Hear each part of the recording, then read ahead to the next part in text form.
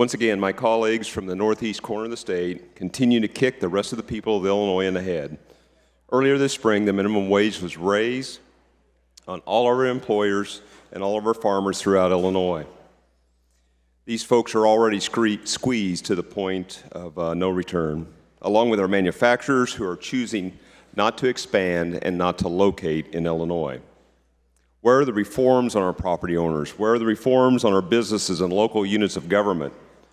Where is the property tax reform that's much needed? Where is the compensation workers reform? Our rates are 2 to 3 times higher than our neighbors.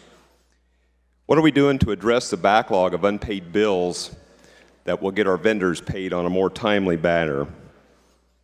The federal government and many other states are reducing taxes, and they are thriving.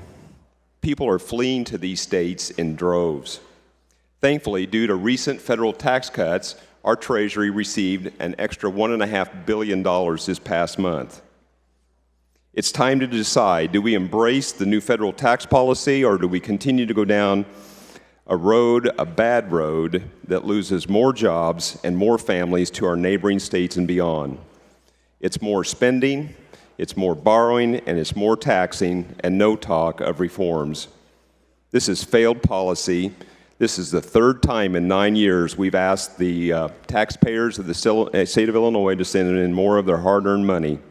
The tax policy that we are debating today has long-term implications that we are not likely to recover from.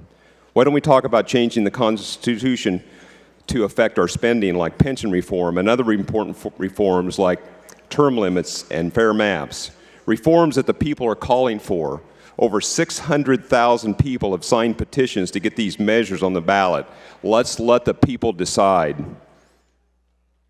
Again, we need to be talking about these important changes and reforms. In closing, the people of Illinois have been voting. They've been voting with their feet. We are losing one person every 4.5 minutes, losing population every year equal to the town size of Peoria. If there was ever an example of people not being properly represented or equally represented, this is it. I will be voting no on this amendment, and I ask every one of my colleagues in this chamber to vote no. Thank you.